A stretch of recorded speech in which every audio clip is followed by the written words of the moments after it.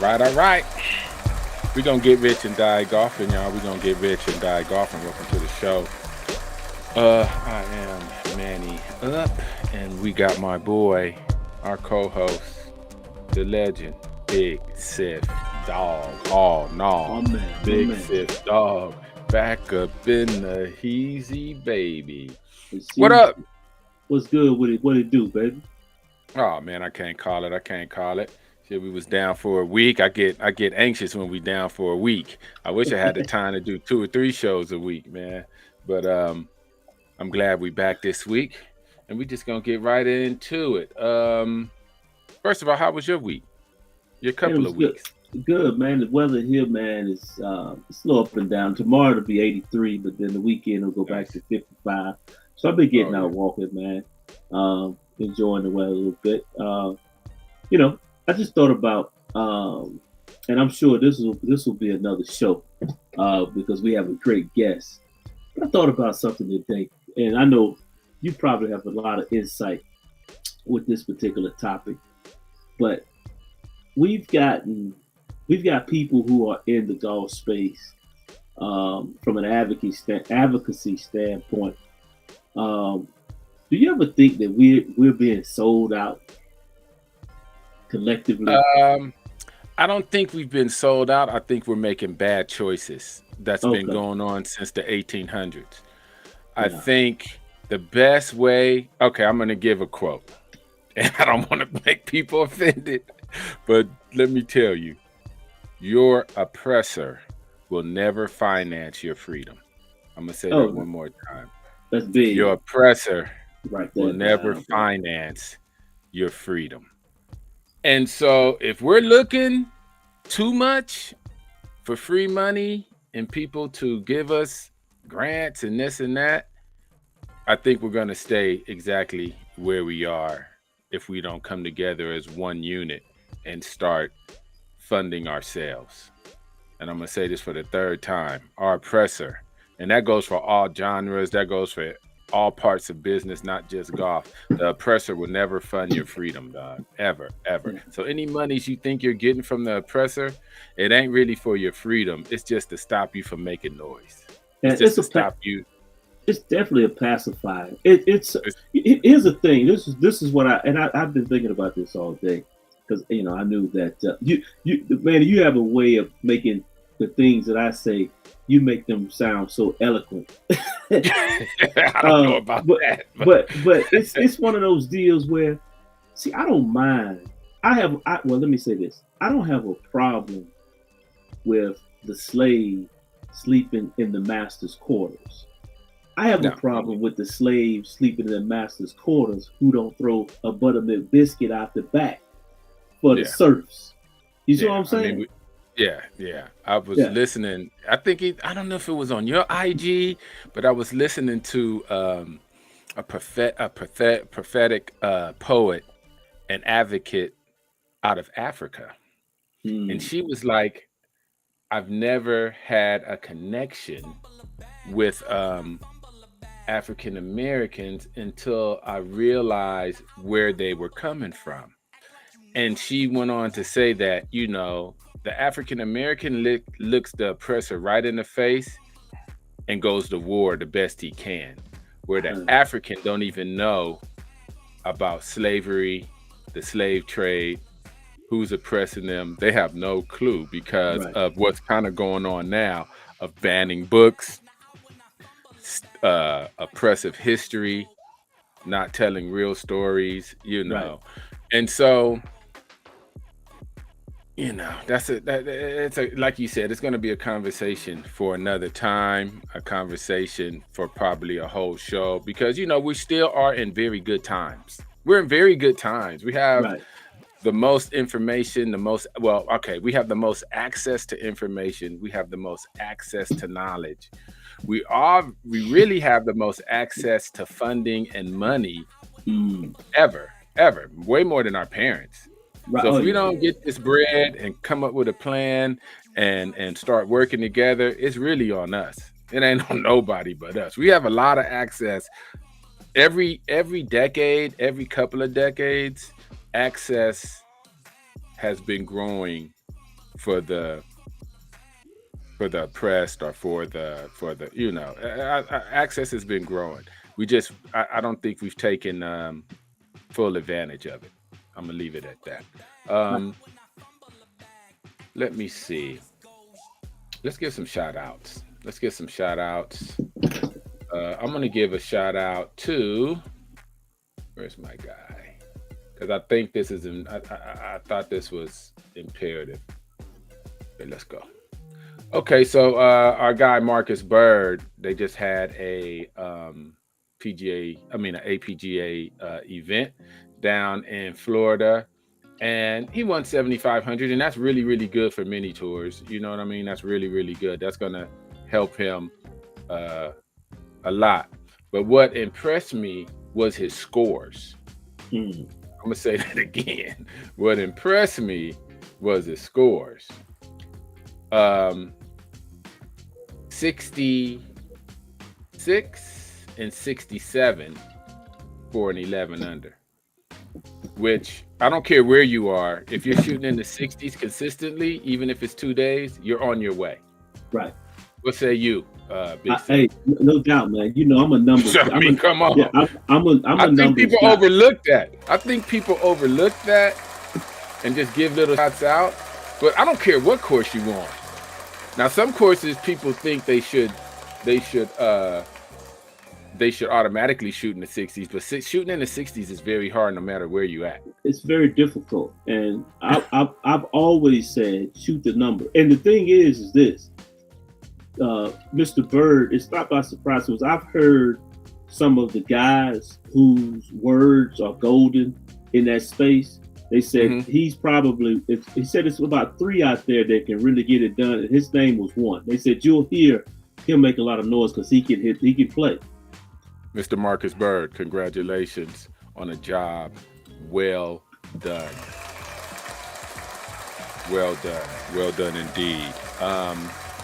I think that's the standard. Right. That's got to be the standard. And like I said, those numbers are real numbers. I love it. I love it. Man. All right. We need likes. We need subscriptions. We need those things because they're free. Just hit them up. When our audience grows, you grow, because we're going to bring you on the show if you choose to. Are we going to give you a shout out or up your business where other people will not? So help us grow, because it's just another platform for you. We build on a platform, but it's for you too. We've never denied anyone to come on and get their say off and get their say on. We got a great guest too. And he's never been on for a couple of years. It's my boy too. It's my homeboy too. And he's never been on. I was like, man, can you come on tonight? Get on here. Get on here, brother. What are we doing? You ain't been on. So when we come back, we're going to bring our guest out and just have a golf chat, though. I don't want anything particular, but when you hear his story, you're going to be very entertained.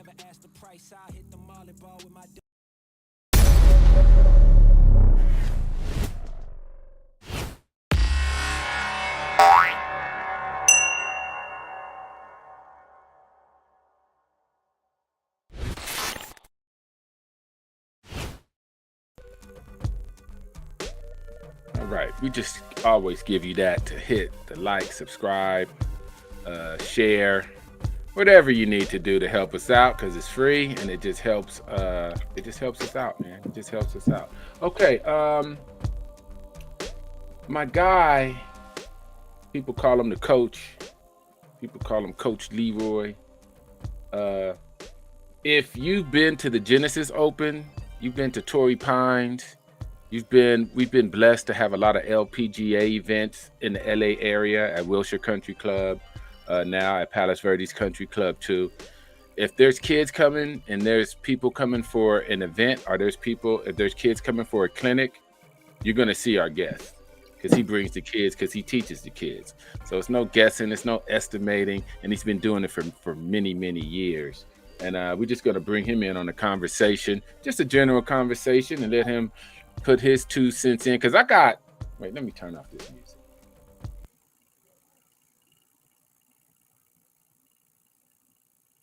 I'm going to say it because it's in my heart. We've got to figure out a way to get our juniors to play golf without spending 50,000 a year.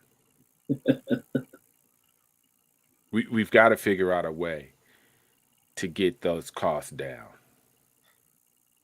And I'm gonna leave it at that for now, but I'm working on something. But that's unattainable for 99.99% of our people and most people. It don't matter who, ours, there, that keeps the game elitist. If you need 50 to be an elite player or to get to a D1 or get to a winning D1. And, we've talked about it with the Tony Finau. His people ain't had no 50. He ain't had no 50 racks. They was hitting in the garage, a one-car garage. So we got to start thinking and putting criteria down on how we can get some of our juniors to that space without spending that 50 racks. And it's going to be hard truths, Sif. I don't care. I'm going to say it. Very. You're not getting there without dedicated parents. You get up our grandparents, our godparents, but it's going to take our family light to get you there. We can give you all the money in the world, but if you don't have dedicated family to take you there day in and day out for many, many years, you're not getting there. And it's just a fact of life. And I wish everyone could do it. And I wish it was more open. So like a cat said in the chat, golf is really not a drop off and pick up kind of sport. I think I think it's a combo. I think it's a combo. I think parents can because they got to work and they got to do stuff too. But it's going to take participation from parents. Without parents, it's no elite junior golfers. Yeah, I agree. I'm slightly a little different of the opinion in terms of what makes it happen is self-motivation. And I keep honing back on self-motivation, man. If just like you just talked about Tony Finau, he's hitting balls in his garage. There was something in him that said, "I'm getting out of here." It's almost like all of our kids, and this I don't want the women to get mad. This is just metaphorical speaking. It's almost like all of our kids were born C-section. They didn't have to fight to come out of the womb. And we just made a little slip. It just come out. As a nurse, I used to during my rotations, I watched C-sections. That was like one of my things when I was in school, and I would sit there and I sat there for 8 hours with the right behind the anesthesiologist. So he's got a gang of monitors. The woman's head is behind the monitors because we're at the woman's head, but you could peek around and see what the doctors was doing. Let me tell you, the doctor make that slit. That kid they push a little something and the kid pops out and slides down the table. Ain't no pushing. And the woman's awake. A woman's awake the whole time. It's a sight to see, but it wasn't no fighting. It wasn't no fight. I just think honestly, man, and I'll shut up and I'll let LeRoy introduce LeRoy and get to it. But I just brought him in. We're gonna talk today. And I said this on the last show. Dion got raked across the coals for this, but I understand what he was saying. I want my quarterback from 2-parent homes. I want my defensive line from single-parent homes in the project because it's a different. Those guys have a different mentality. I would almost be willing to bet if I could take if I come to LA and I go to Compton, some of your worst places in Compton, and I grab a couple of kids and I could get them serious about the game of golf, I guarantee you they would take off like this because they've seen the worst. I love him. They know what it is to see somebody get popped. They know what it is to see somebody get a bottle thrown at them, or they in the middle of chaos. And that's the whole thing. They're able to operate in the middle of chaos. Our kids gotta operate in chaos. They don't handle it's conflict resolution, man. Include my daughter. They don't handle it well, man. They fold. But you get a cat from the projects, man. He ain't folding. Nah, not at all. Not at all. Not at all. My daughters will fold up like a soup can because they've been spoiled and they was raised in the suburbs, and they all done with college now. So I don't know. I hope a little daddy rubbed off because daddy's still crazy than an MF. I'm just going. They already know daddy crazy, daddy crazy. But All right. Like I said, it's my boy.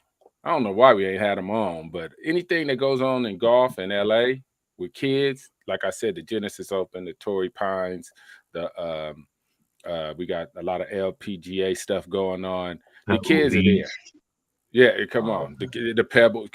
He could tell you better than I could tell you because he there. He's bringing them. He's doing it. All right, Mr. LeRoy Bates, the golf junkie. You know him. You see him on the IG. You see him on Facebook.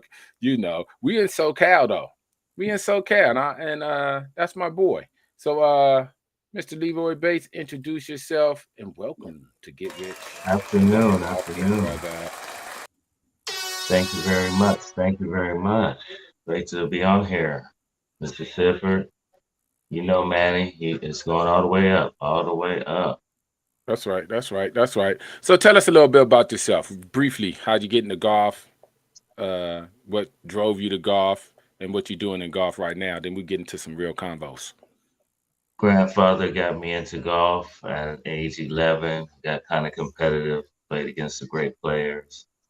Went to Southern University, did many tours. Been working for the first tee for the last 20 years. Wow. Nice, nice, nice. That was real quick. Almost too quick, but listen to his resume. Started at 11, went to HBCU, been working at the first tee for 20 years. So I think he knows a little something about this junior golf and about golf in general out in LA.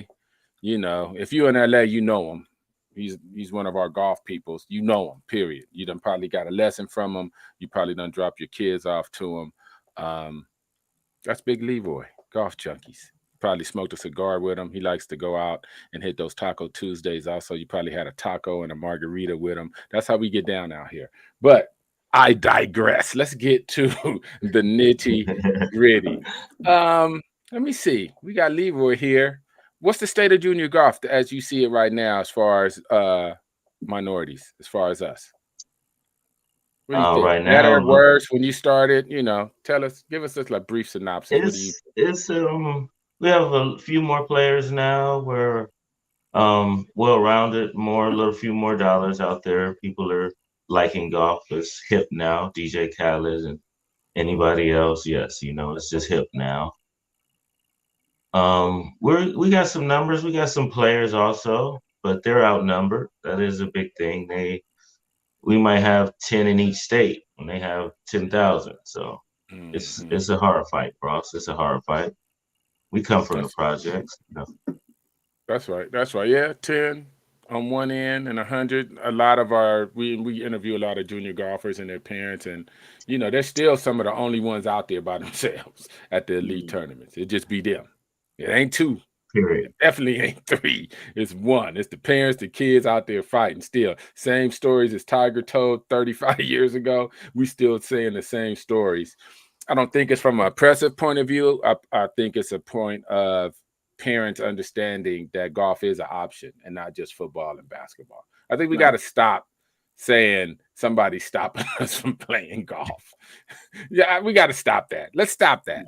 I think it's about cool now. I think it's ignorance, and not ignorance as far as people can't understand it. Ignorance because people just don't even know, or it's not even on their radar.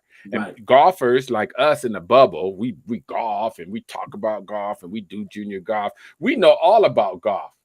But and I tell my family about golf and I tell all my coworkers about golf. They don't care about golf. They don't know anything that's going on in golf. They just, unless they're into it too. And it just goes right over their head. And it's not like, well, we got to keep him down. We can't let his kids play golf because they don't even know nothing about no golf. So how they keep us down? I just think it's a lot of things taking our attention away from golf. And we play golf and we love golf and we know how important that skill set is. And I think that's where the work is.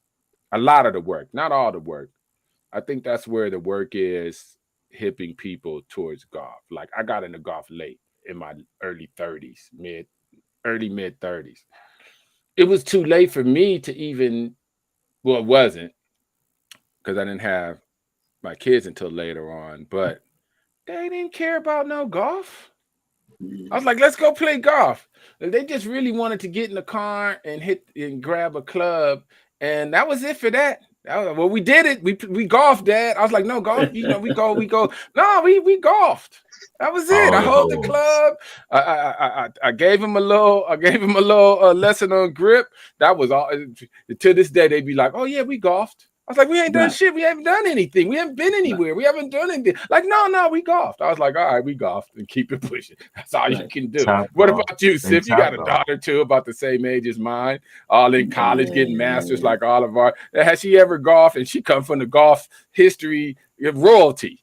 Man, I got her out. I got her out a couple of times, and my daughter's one of them pretty girls, and so AKA. So the thing is, man, I got her out. She said it was hurting her hands. Next thing I know, she was driving me in the car, and she said, "The hell with that shit." And so exactly. But I do. But the thing is, I do believe that as Brother LeRoy stated in terms of the culture and how it looks and is perceived now, I think what you will have is the kids coming out now, like you say, see the Rick Rosses, even 50 Cent, DJ Khaled, and then when LeRoy goes to the course, he's got his hoops in, he's got his gold chain, his hoodie on, so our kids can see that and say, okay, it must be something cool to that, and also if we make the teaching of the game at an early stage where it's fun, like we do basketball. Basketball is fun. It was a fun sport. You can do many things with the ball at a young age and emulate other people. And so that's why I think that the Live Tour is good, because they got the music going on, they got the all the entertainment piece, and so kids now they can look at this. Oh, that's all right. Y'all see exactly because kids never get into politics. They see bright lights and they don't care. When they get older, they be like, no, I'm gonna play tournament golf, I'm gonna do this, I'm gonna do that. Right now they don't care. They see bright lights, they hear music, they see shorts, they see, and I think it is a little cooler, hopefully. Well, it's a lot cooler, because remember when we start, I mean, come on, we were still in spikes. The shoe, we were still in 8mm, 6 and 8mm spikes, being hella noisy, being hella noisy. I dare you to walk on the cart path with them 8mm spikes. You be slipping and sliding. You might break your own neck trying to hit those walk on those spikes. But now with the tennis shoe culture, 35, 40 years old, they're into and killing it, but they're into golf now too. So if you have the tennis shoe culture into golf, you have a hoodie, you got our own people making fresh stuff. It's hard to bring kids in wearing a suit vest and a tie and some spikes. They're not coming. That ain't happening. But if you throw on some Jordan 1s or some dunks and then throw the tennis shoes on and a hoodie and be like, look, this is we about to get out here and get this money and gamble and play this game. They're gonna be like, I'm down with that. Right. I'm down with that. So I think all that plays a part in the long term making golf acceptable, making golf palatable. LeRoy, you the expert. You've been being a first tee coach for many, many years. What do you see and how do you see the kids changing? And how do you personally make it fun for kids? Because you the coach. I personally just bring it to their times, make it easy as possible. Actually, I put them in control. They are the leaders. Okay. So that's where I'm empowering them so they can feel that charge and not being talked upon down to. So then we go from there, and they tell me what we're doing. How do we get better? I'm like, well, tell me, what do you want to get better? I can improve on that after we find out what part of the game they need to get better at. Putting, chipping, long game. Even a lot of the kids, they don't even know course management now. We got kids that can hit it so far, but have no course management. Okay. We just talking about all part of the game. Well, that's good. That's part of the game too. And that's good because that's the part they see. And kids pick up stuff so much quicker and easier than we do. They'll see something and be like, that cat hit it far and it sounded a certain way. They go back out. I want my ball to sound that way when I hit it. I want it to go this far. And they figure it out on their own. Right. And then they get on the course and be like, well, that's it. All I really liked was the hitting it far and the way the ball sounded. So now we got to horn those great skills that you learned on your own and put them to use. Why is golf so expensive now, LeRoy, as far as kids? What are we doing? How can we make it better? What do you think? Or do you think it's too expensive? And it's okay for you to break it up into sections. Like people just getting into golf. I thought people have knows how to play and they're just in junior high and high school, and then elite level. I know it's separate stages of the cost and separate stages of the instruction. Break that down for us a little bit in your eyes. All right, real quick. You said beginners. Yeah, beginners, because you're in the first tee a lot, so you see in the beginners. Beginners, the fun part. We got to get better. We got to get them to come to 5 out of the 8 classes, okay. 4 out of the 6 classes consistently. Then they pick up, might go to the second session. Then we got them hooked. They got to be able to get to that second session. But that's, like you say, the consistency of them or the parents.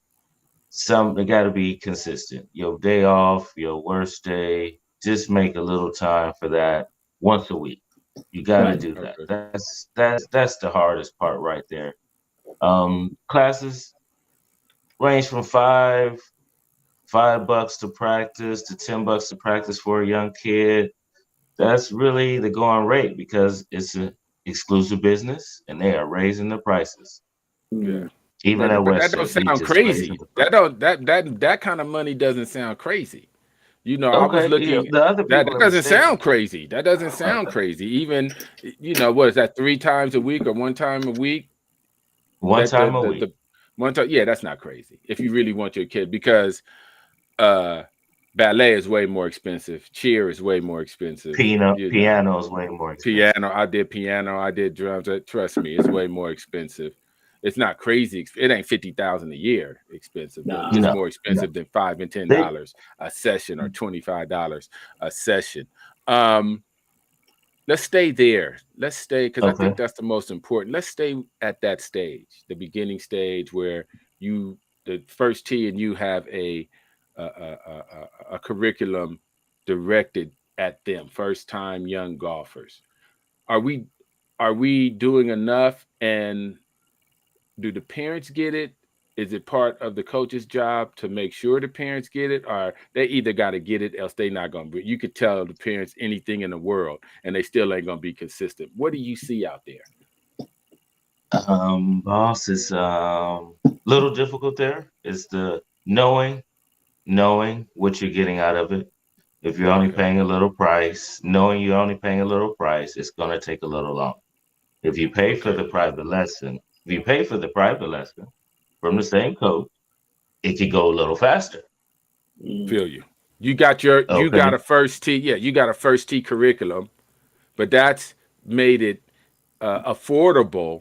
That doesn't mean you get the expert help. It's like I go to public school, but the smart parents still have a tutor. You know what I mean? The smart parents still hire a tutor for that math and that science to dig deep. You're going to get the free tutor and you're going to get the free teacher at public schools, but the best students, the ones you think are smart, the ones that are in AP, guess what? They have tutors every week. They're not smarter than you. They're not smarter than you. They study better and practice better than you. And people don't get same fundamentals. Yeah, the same fundamentals. They just went over them better. Yep. I get that. Same. Those starting that young don't have to go and play in all those tournaments. You got to get decent first. Right. They jump out there too fast, too ahead of the game, and set up for 10 tournaments. Their kid ain't ready. They throwing the clubs in the closet by next year. But that's and LeRoy, I agree 100%, man. You dead on it but that's mostly parents.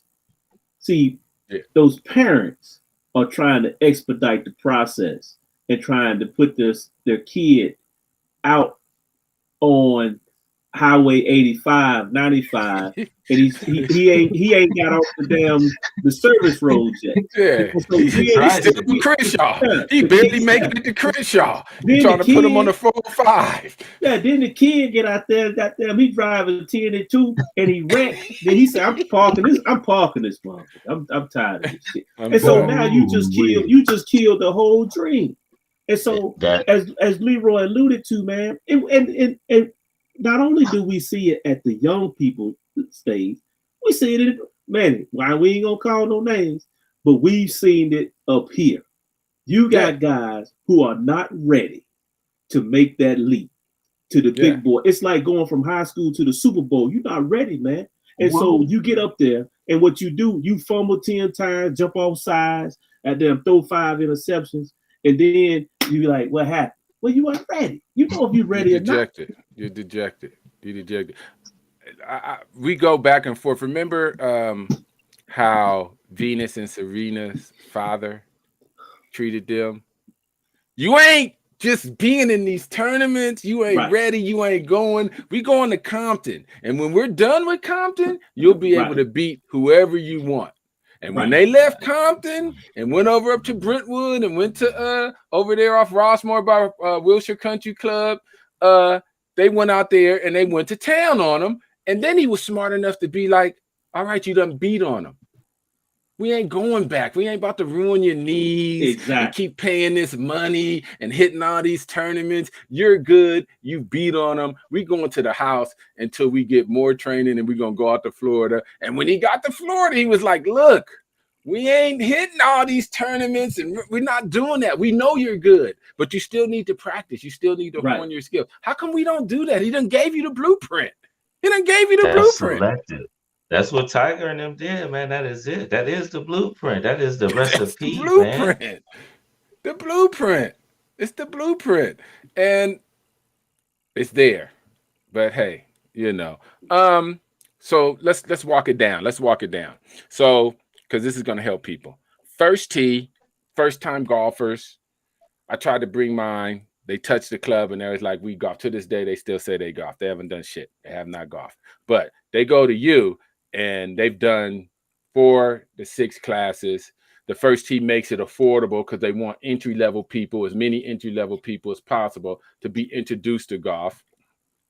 You're as a coach, you're a first tee coach, so you teach at that entry-level position for the fees and for the price to get everybody in.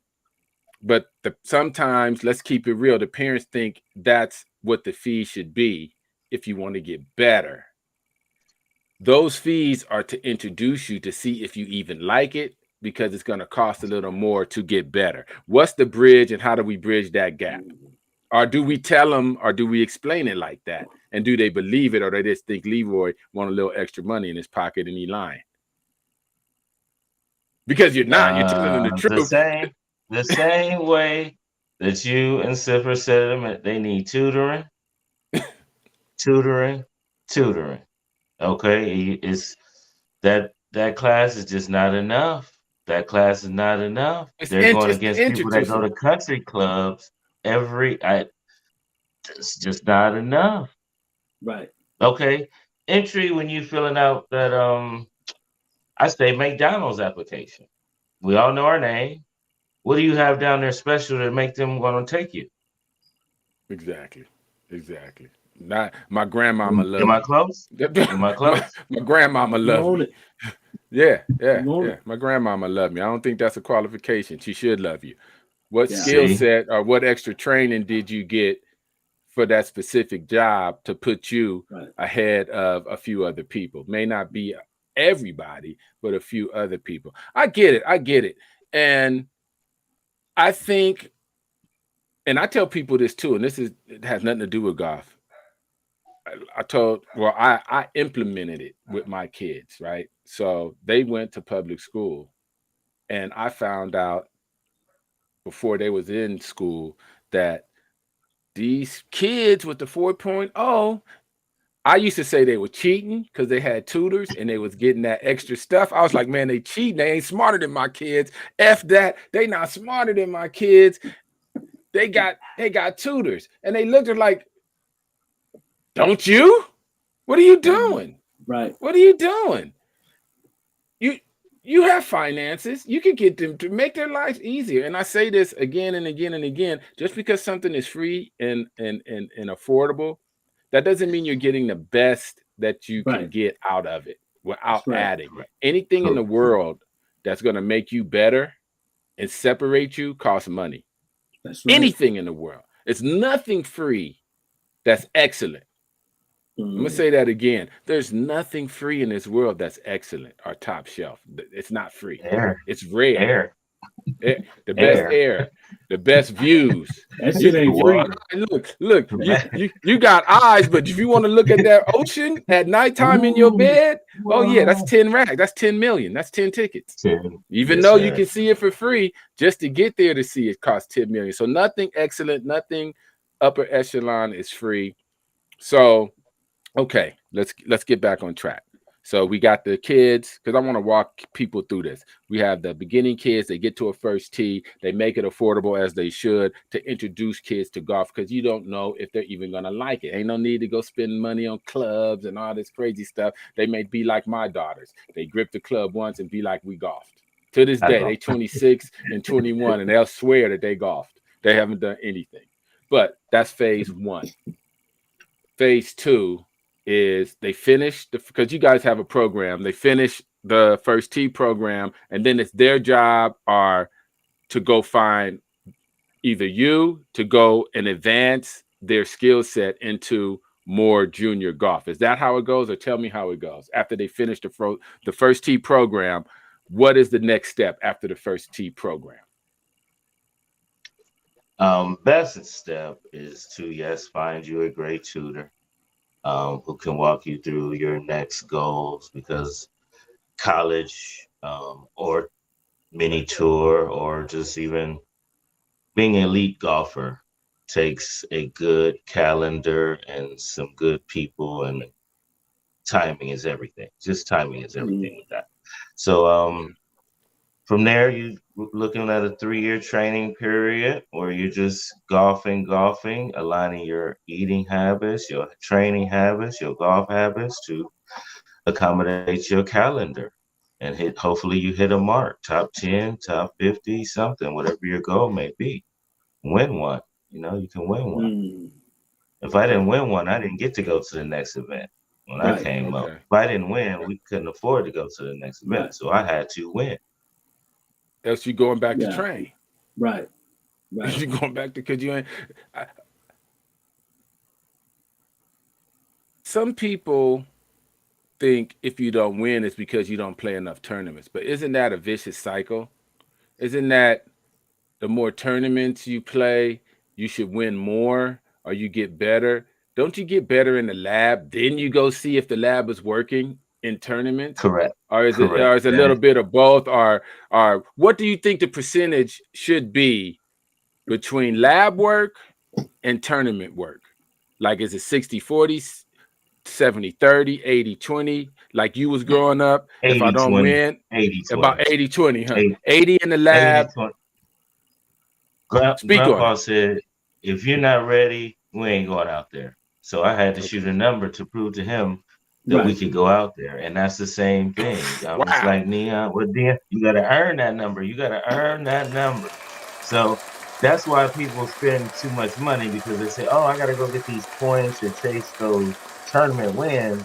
But then it's a burnout or something. It really just malfunctions your whole plan. That is you could have just went out there, like you said, take my 75%, go out here 2 tournaments throughout the summer, take a break, go 2 more. It's just, like I said, it's making it work for you. Everybody's different. But one every 3 months won't kill you. You can't go 2 a month. They can't afford it. It's just not going to work. 2 tournaments a month, you're not going to work. They're going to beat you like a truck. Does it even help? I'm just learning how to travel. Do you see? You learn how to travel. You can learn. Yeah. But I learned how to travel, but the record companies paid me to travel. So that's me. You know what I'm saying? When I was in music, but that's rigorous. That's to LeRoy's point. If you're going tournament after tournament after tournament, there's really no room to work on your craft. All you're doing is preparing to go to the next tournament and just hoping that the magic stick happens. And then what it does is, man, it becomes rigorous, man. I mean, you just left one spot. It's like a boxer, man. A boxer don't fight every week. Shit, Once a year. that last fight, man, he ain't fighting until the next year, man, because he has to go through a rigorous workout regimen training in order to get and peak at the time. I think I read somewhere where with PGA golfers, professional golfers, when they begin to peak, I think there's something like it's four weeks where they may make a good run at their peak time. Other than that, they scrambling and struggling. I know we got the top echelon, the elite, but I'm talking about the middle of the pack down. Those guys. Yes, sir. Very true. They go to their favorite golf courses, man, to make sure that they're ready. They don't just go playing every event. Right. And they're pros.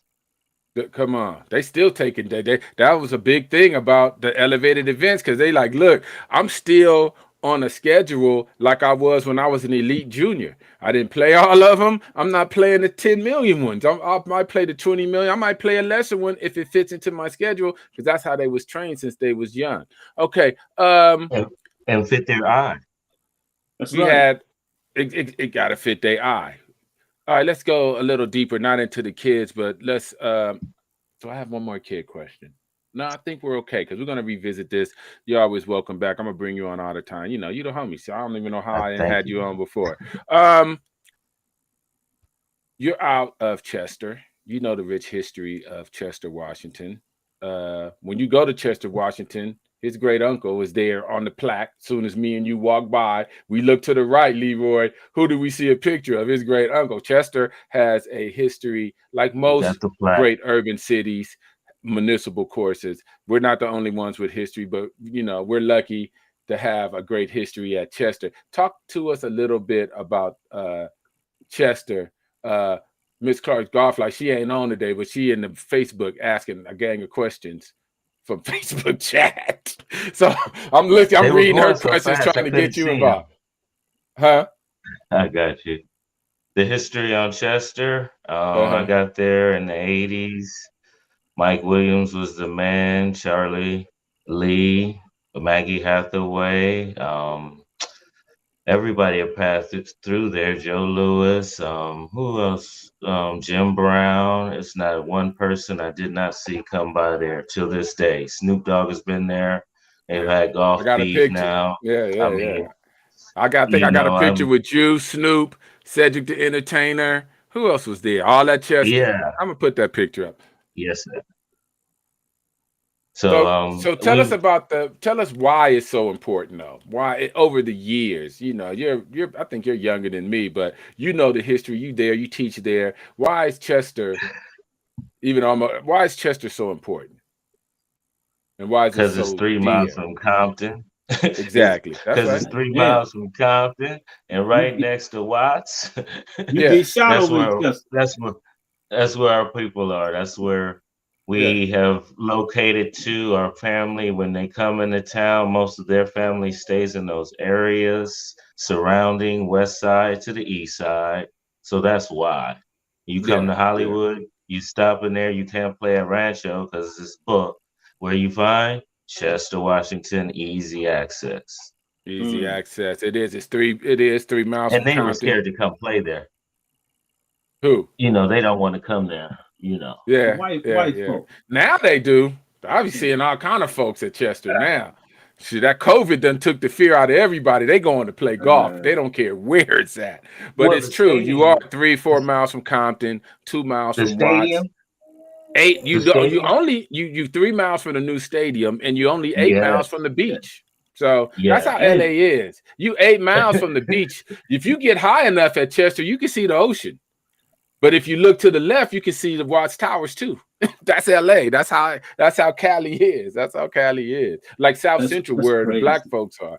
That's why people want our land, because we are 8 miles from everywhere. 8 miles from the water, 8 miles from Compton, 8 miles from Hollywood, 8 miles from the west side, 8 miles from the east side. Any direction. They say South Central, but it's central. We are centrally. We grew up centrally located to everything Los Angeles had to offer. Period. Location. That's dope, man. That's dope. Location. And it was still dope, and it was still gang banging, but it was surfing and it was fun, and it was a crazy. Hey, so is the drive you guys say you're 8 miles in proximity all the way around. So is the drive, I know it say LA traffic is crazy. So what would be my commute time to the beach from Chester, Washington? Oh, it's still not bad. Even if traffic, it'll take you 25 minutes tops. Oh, that's not okay. All right, 15, I thought it was like 15 minutes. Oh, okay. With traffic, yeah. Without traffic, 10 minutes you there. Okay. 10, 15 minutes you there without traffic. With traffic, 20, 30 minutes. You putting your feet in the sand. Okay. Yeah, that's dope, man. That's dope. Yeah. Everything's closer than you think from South Central. We've walked from Watts. I rode my bike. Yeah, I ride my bike to the beach before. Just the homies getting up early on a Saturday, like, let's go to the beach. It was like a little 12. We thought to us being 10 or 11, it seemed like 120-mile ride, but it was just 12 or 8. It was nothing. Yeah. It was nothing. We just stopping, chilling. Yeah. Right. That's all right, man. So you got something going on. The LPGA tour is coming. To where again to Palos Verdes Country Club. What's it called? The LA? Is it the LA Open? What is it this time? No, this is a DIO. It's DIO. Yes. I won't say it on there, but it's a medical field. They hosting 2 events. Okay. All women. It's all women. Everybody's welcome. It's free.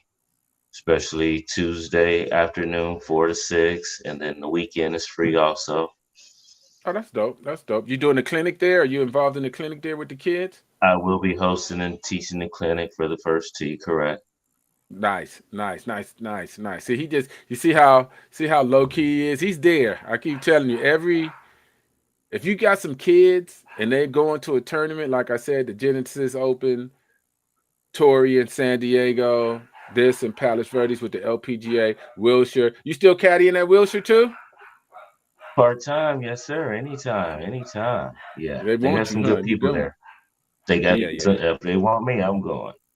That's right. That's what's up. No, that's LeRoy. LeRoy has been, like I said, in and about Los Angeles and Southern California golf, like he said, for 30 years. He's a gem. He's a resource. He knows what he's talking about. It's always good to have him on. Let's go into our last part, and we'll have you back on. We're going to talk about this junior golf and some more plans later. Let's talk about the golf ball. All right, are we at the end of an era? We're going to close on this. The USGA has done some stuff. Well, the USGA and the RNA want to roll back the golf ball. That's what they want to do. They want to roll back the golf ball. I don't know if that is the solution, but I do know courses are getting too long for me as far as sustainability, not playing, sustainability. And they want to limit the golf ball starting in 2026. I mean, come on, these people are bitching and complaining and arguing. It's 2022. I think it's the wrong way to save courses. To me, I think there's other ways to save courses. Like, how about rough? How about not making the fairways hard as a rock so they're getting 50 yards a roll after they hit it, But a few little things.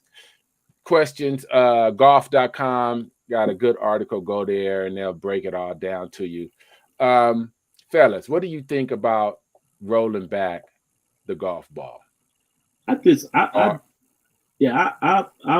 I'm for technology. Okay. You know, so I understand why, but I think for the guys who go to the gym, work out, work on their craft, and are able to produce club head speed, I don't think we should penalize those guys. Yeah. You know what I mean? I mean, just and I get it. There's not enough landscape to keep redesigning golf courses like they It's just Tiger not. proofed Augusta. I get Yeah. that, but you know, Which was the start of the cheat. oh no Which doubt, was man. You know, which you was the start bringing in start damn of that trees. BS. You start bringing in trees from Africa and shit. I mean, you I know, mean, come on. That it was was the start of crazy, that man. BS, man. That was the start of Yeah, that BS. But we digress. But I do think, and I'm talking even modern balls, just the dimple technology has changed to get distance. I believe. What is it? The 392? What was the Titleist when they added more dimples to be more yeah. aerodynamic I for think it less was. spin? Yeah, So just knuckleball. yeah, Chrome, exactly. Callaway. Yeah. A little technology to to get more compression, to get less spin, to get more distance off the tee. Less spin, more compression, high ball means more distance. Lever, what do you think? You a teacher? You got kids coming up. They may have to play a different ball. I don't What's your see. choice? I I want to keep it the same. Taking it back will just hurt the game even more. There's You can only go so far on the golf course. Period. I mean, Yeah. not playing 8,000-yard courses anyway for no tournament. We're playing them for fun, yeah, but we're not out there exceeding super numbers. So it's not going any further, really, my beliefs. But if you Okay. roll it back Okay. the little rubber bands and the way we make them now, it's going to just use more material, different stuffs. And Yeah. that's what we're trying to get Yeah. away from now. It's Exactly. better I in the think we can still keep ecosystem. the same yardage. I don't think Yeah, I don't think it affects us. 8,000 is crazy. It doesn't affect us. We're The speaking in golf general. ball is only going to go so far as you hit it, period. Yeah. It had nothing to do with the And as ball, to well be as you totally hit it, honest. as I say, Yeah. as Yeah. well. I mean, they could do all kind of stuff to the ball. I don't think they should touch the ball. They could add more spin to the ball, which makes it go a little less. They can, or makes it go righter. I think they need to redesign the courses, and they don't have to make them longer. Because if they're hitting it 300, and then they're still hitting their 3-wood almost 300, they're still hitting a 620-yard par 5 and 2. You can't One make it, and second. you Watch huh? this one. Watch this one. I'm gonna change your whole life right here. How long do you want to play golf for? 4 Exactly. hours, not Right. forever. Yeah, Right. exactly. So if you keep making it longer, it's gonna keep people out there longer, Facts. Facts. defeating the It's gonna That's the purpose. damn It's truth now. defeating the purpose. It's defeat because golf is not about. And I want to see some research. Maybe they done research. I remember the NBA did certain things to make the game faster, and they made the game have more of scoring because they said that's what the people like, and that Right. kept the viewers going. So they Right. made the when the NBA and the ABA joined, that's how the 3-point The came into shot place. clock. It People was a like that. shot clock Oh, it change. was a shot clock. It key Shot point. clock. I They remember. lowered the shot clock because they didn't want people don't want to watch people standing around dribbling a ball in the corner. They want Field action. four And so they corners. shorten the shot clock. They do certain things in the NFL also to Right. keep it going. Well, I but said this before last week or 2 weeks ago. Our kids is not going to sit for 4 hours and watch a full golf tournament. I don't care who's playing, whether right. it's PGA or Live. No one has You gotta be time moving. to. You gotta be Right. moving. Right. Man, people don't even Right. have time to play 4 hours. Who has time to That's what watch I was. 4 hours of golf? That's That's what crazy. I was And to and saying. to and to model your product after that, it's crazy time. We're going to lose a lot Right. of money and we're going to lose a lot of fans. So But that's like 4 hour. muni Hmm? courses, man. That's like muni. You know, I always say the people who play golf have to have some sense. The superintendent and the golf owner has to have some sense. There's Facts. no sense in guys going to the tee playing the back tees and they plus 20 handicap. They're gonna be out. They're gonna be out there 6 or 7 hours. The golf course superintendent and the owner. There's no sense in a muni course when you got guys who come every week, growing the rough up 4 inches, and have the greens rolling 13s. You'll be out there all day. And so I think they both have to have some sense about this thing. I'll give you one example. Huh? They said, call me. I'm trying to tell you, man. I ain't trying to be out there all day, bro. It's a nightmare. It's a nightmare. They'll be out there all day. Look, it got to the point out here. And you're not gonna want to play anymore. Yeah. I mean, it's gotten to the point out here, Sif, in LA. You can't even. It's people. They bringing the habits to the driving range. It's people. And LeRoy know this because he always on the driving range teaching me. It's people getting 3 buckets of balls sitting out there for 4 hours just on the range. Nah, man, can't do that, bro. They bring chairs. And they working on a thing. They just exercise it. They hitting ball after hitting ball after. No teaching. No. They trying to get away from their wife. That's what they do. Man. Right? So if they doing 3 or 4 hours on the range, imagine what they doing on the course. Right. But back to the pros. You know, golf is one of the sports that we emulate the pros. We play the same equipment the pros play. We say the semi courses besides setup, you know, as the pros play. And that is an attraction for us to be golf fans and PGA fans, just to be honest. People don't want to admit that. But since we play some of the similars, we can get the same clubs. Yeah, they tune them up and fit them a little different, but we're playing the same exact equipment. They have better tune-ups and better fittings, but we're playing the same exact equipment. And that is an attraction to the sport for hardcore golf fans. We like that because we dream in our head like, I'm playing the same stuff, I could be a pro. You have no chance in hell of ever being a pro. A pro has no chance in hell, really, of being a pro. To be honest, only a few make it to the top, but that is an attraction for us. You know what I mean? It's not like you can go and pay $500 and go play at the Staples a pickup game with the homies. But guess what? You can go pay $500-$600 and go play a pickup game with the homies at Pebble. You can go play. You can go pay $885 and go right now to the Players Club and play that 17th green, just like you've seen anybody else, and that gives people false hope. It's a fan. Golf is a cold dude. He a pimp. He's selling that fantasy. Like, look, you just watched him on TV. If you got that grand, you can come on and do what he do, and you just like him. It just cost you $1,000. That's nothing. And guess what? You can't book it. It's so packed with fools out there paying $1,000 to go shoot that 17 hole and shoot 4 balls in the water. That's exactly what they're gonna do. That's exactly what they're gonna do. That's all white folk, yeah. That's everybody. You can believe that. I know some people that done it, and they ain't white. That's men. That's that men energy. That's that testosterone. That's that testosterone. Just to try and see.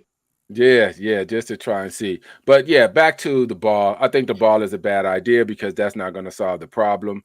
Let's look at the problem. Time, space, conservation. Those are the things that's the problems. Let's look at ball has nothing to do with conservation and water and agronomy and the time to play a round of golf. The ball ain't got nothing to do with it, but it's like I said, Sif and LeRoy, sometimes they're giving us money to divert us. Just like sometimes they come up with this ball idea to divert the real reason. Why would you go to the ball first when you could do agronomy, which you could do more sand, which you could grow, which you could stop making the fairway like a cart path and get 80 yards of roll? Soften up the greens a little bit. Quit making greens 13s. Make them 8s and 9s. You get out of there quick. It's cats missing 3-footers on the 13s and sliding all the way off the green. You missed the cup. You slide off the green. You did. Don't be talking about them people I work for at the country club like that. Look, that's Oh another man, 10 minutes, man. That's another. You done slid all the way. I done seen a cat hit a putt, slid off the green, and went in the sand. That was 15 minutes. that was some He shit, chunked the man. sand once. He scolded and went all the way on the other side into the other sand, got back on the green, putted it again. Motherfucker rolled off the green back into the sand. We going on 20 minutes, and you 1 yard from the hole. Stop it. 8x. Stop 8x. it. I could have picked that up Stop. before you hurt somebody. Man, double par, pick it up. You on a par 4, you at 8, man. Pick that on up, man. Yeah, pick it up. Pick it up, man. You ain't winning no skins on this hole. You ain't doing nothing. Great conversation, LeRoy. You know you're always welcome to come back. Love you guys. Thank you, and keep this going, man. I really need this talk and love this energy, fellas. You guys are hitting some real key points. Okay, keep this up. We're gonna keep hitting these points, man. Hey, LeRoy, Yes, sir. I'm kind of like the Willie D of Scarface, man. You know, I'll tell some shit up in a minute. So in the beginning, I'll be honest with you, I was in total opposition of the first tee. I'll keep it a buck with you. And I don't know why. It just seems you know how people talk about the first tee and this, and I say, you know what, motherfucker got a damn point, man. I don't see them with these kids. They don't go to the hood and get these kids. But I'll be honest with you, my views have changed. And the reason being is because, as Manny stated probably several episodes ago, if we can just get a gauntlet, throw a gauntlet of kids in the first tee, then we never know who's going to come out. The more we put in, we have no idea the more that will come out, whether they be in agronomy, pro shop, professional golfer, CEO. So the more that we pour into the first tee at that introductory stage, the more we put. So I'm one of those. If I'm wrong, I'll admit it. I ain't gonna go down with the ship and not confess the truth. It might have been put off wrong, and like I said, they didn't have the knowledge or say how as I do, but it was just a lot of people have had the same idea as you did and perspective of it, but no, they're getting money for our kids. Right. Yeah. So why can't we going to support them? But you're getting paid for them. So let's take them over there. They're gonna get paid. Let our kids learn and I think, and you know this, LeRoy, I don't think people understand it's to introduce kids to golf without having to pay a lot of money up front first. Some pay a little. Correct. It's you want to have, like you said, you want to have as many kids introduced to the game. The first tee is not to get you to a D1 scholarship. It's intro to the game. And depending on the kid and the parent, they can take other side streets after their introduction and keep going and going and going. So I'm glad, because you see LeRoy, he's a realist, and he's a first tee guy. And thank you. Boom. Hey, LeRoy, all right. One of these days, man, I'm gonna get down to that Bayou Classic and you be my guy. Let's do it. Let's do it. They say that Bayou Classic ass off the chain. The whole weekend is an experience. It's an experience. That's what I hear. That's baby. Right. That's right. All right, you guys, audience, people. Thank you. Enjoy. Have a great week, gentlemen. Hey, all right now, and on that note, we are out.